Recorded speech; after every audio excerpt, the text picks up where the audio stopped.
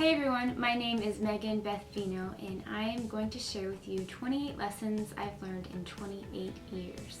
I just turned 28 last week on August 26th, and I just wanted to share with you some things that I've learned. So, number one is do not live your life apologetically. Be all that you are, be all that God has created you to be. He's created you with different abilities and talents, and we need to walk in them fully.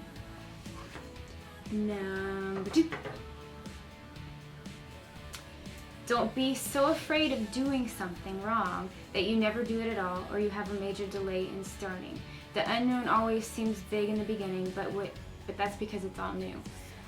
But once you become more knowledgeable, it appears smaller and smaller. The task doesn't seem so extravagantly hard and difficult. So, number three.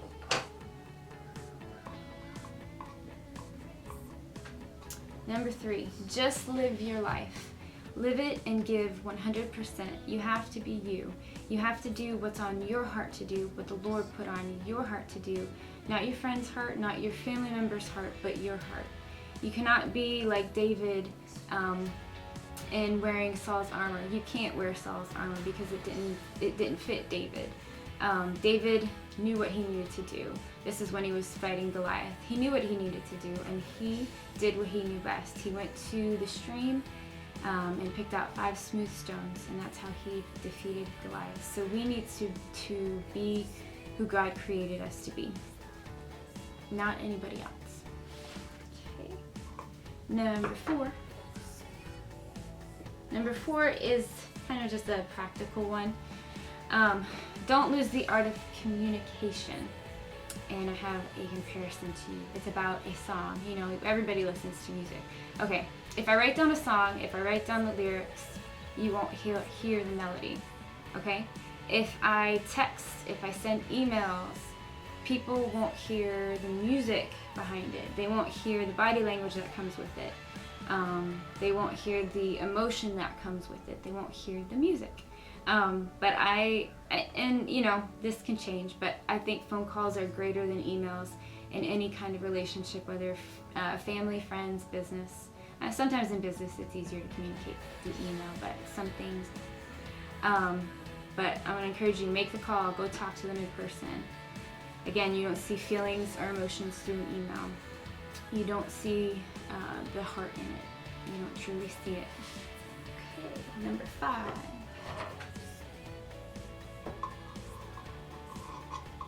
If it will stay, maybe I'll hold it. No matter what, speak the truth in love.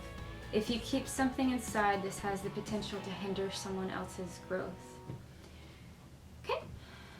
Number 6.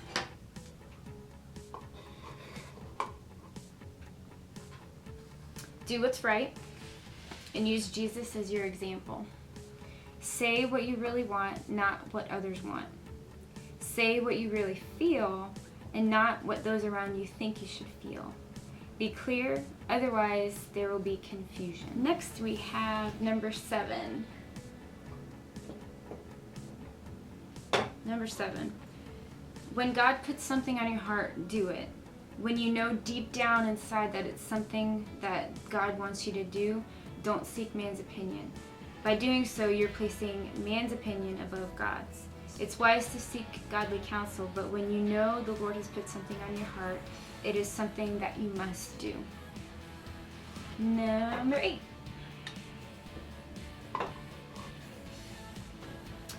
No matter where you are in life, people are the same. We deal with all the same kind of things. No one's perfect, and we really have to take that into account and with people. You know, a lot of the time we expect perfection from others, but we can't expect that because no one is perfect. We got to give people grace, and sometimes we say, I've heard this said before, and I'm sorry I don't know who said it, but you know, we want people to change, or we say, oh, they need to change, they need to get a better attitude, or you know, something along those lines. But you know, in reality, if we change the way that we see them, then everything will change in the way that we see that person. So we truly need to see with God's eyes and His eyes of love. So, number 9. God is a God of restoration. I'm not gonna say. Looking back on my life, I'm not completely where I thought I would be. I'm in a different place than I thought I would be. Many things have changed. The goals that I set in my life, those things changed. But looking back and where I am now, the Lord has restored everything back to me. Everything that I had to step away from, He's restored it back to me. So God will take care of us in the big situations in life and the small situations of life, the new seasons, and we just need to trust Him fully. So number 10.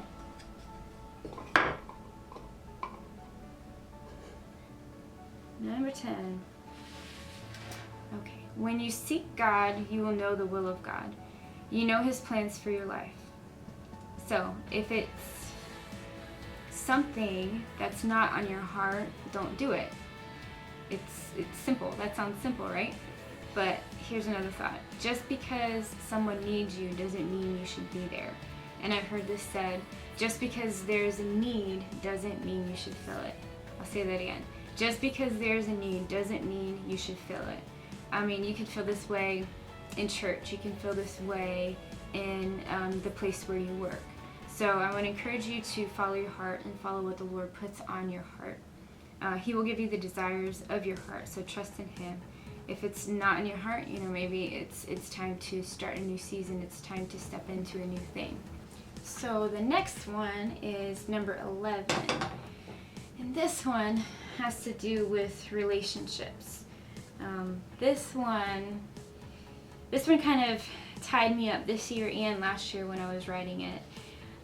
There's a lot that I could say about relationships and a lot that I've learned through relationships, and I'm actually going to devote an entire blog to this, and whenever the time is right, whenever I'm ready to write it.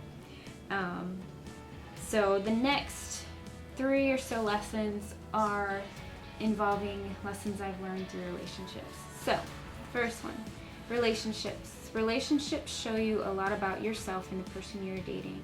Through it, you know what you want and what you don't want in a relationship. 1, you can't settle for anything other than who God has planned for you. 2, above all, He will respect you and the boundaries you set. And 3, He will draw you closer to the Lord. And the next one is number 12. In the Lord, your goals and your visions will line up together. When you get married, you and your husband are one with one God-given vision. Don't sway away from that, and don't settle for anything other than the one that God has called you to be with. And like for me, I know who the Lord has made me to be, and I know what He's called me to do. So I know exactly what my husband is going to be like, so I cannot settle for anything other than that. God knows your heart. He knows you inside and out. He knows who you are meant to be with. He knew you when you were in your mother's womb and even before then, and He brought you into existence. Trust Him. He knows the number of hairs on your head. So, the next one is number 13. Number 13, your future spouse is going to be walking in the same pace as you. And this also includes in your dating relationship. And I had a friend of mine, she had mentioned this thought to me, and it really helped me put things into perspective. I had just gone through a breakup, and it's the story of 2 oxen. They are plowing together, they are harnessed together, and they are working as a team in order to accomplish one goal. But if you have them harnessed together, if one is going, faster than the other, you're kind of pulling the other one along. And, you're going to be like 2 oxen that are tied together. You're going to be working at the same pace, fulfilling the same goals and visions. But this is true, you could be spiritually unbalanced, and the Lord, the Lord wants you to be equally yoked. And, when that happens, the things that you want to do in the Lord, may be different. You may have differing convictions. You may have Just maybe even with the movies you watch, or things along those lines. But there will be friction there, so you will be walking in the same pace with your future spouse. And as I say all of these things, I say them with the intent of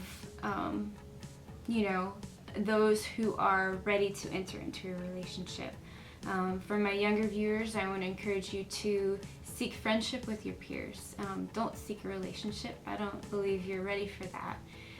But the Lord will show you when you're ready for that. I didn't start dating seriously until after I graduated from college. And you would say, oh, that's a long time, but I don't know if I could have handled it when I was younger. I was not ready for it at all. I was finding myself, finding who I was in the Lord and what He's called me to do. So I believe that that's a place where we all need to be. We all need to find that. So another thing, if you are not dating with the intent of marriage, then I don't believe that you should be dating. But when it is time for you to start dating, don't put pressure on yourself. Seek the Lord, follow His peace.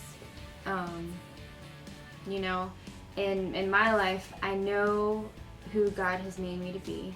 I know what He's called me to do. And so I know exactly what my husband is going to be like. And I pray that for you guys. I pray that, during the time when you're younger, that you really find who you are in the Lord. You find your purpose. And then when it's time, you'll meet your husband. You'll meet him, you'll date him, and then you'll eventually marry him. So I just want to encourage you in that. So, number 14 is the next one. And this one's a good one too. It actually kind of goes along with relationships too, but anything really in life. Okay, make sure your ear is tuned in with God. Make sure your reception is good, or you won't hear God's voice clearly. An example would be, a relationship with your friend. If you're not spending time with your friend and going to dinner or hanging out with them, you don't know what your friend is saying. It's the same with God. We need to spend time with Him in worship, word, and prayer to know exactly what's on His heart. Once your heart is aligned with God's, you will begin to see clearly the thing or the person that is meant to be in your life, and it will line up with your heart. This could be anything in your life. This could be a relationship in your life. I was in a relationship that everything seemed right. He was the male version of me, pretty much, and so everything seemed right, but it wasn't. And at that time, I needed to focus on God. I needed to hear His voice more clearly, but that relationship did not last long. We need to make sure our ear is tuned in with God in all things in life. It says in Proverbs 4:12, there's a way that seems right to a man, but in the end leads to death. We need to find the way that is right to God, and this will lead to life. We need to find that path. You have my heart, you have my heart.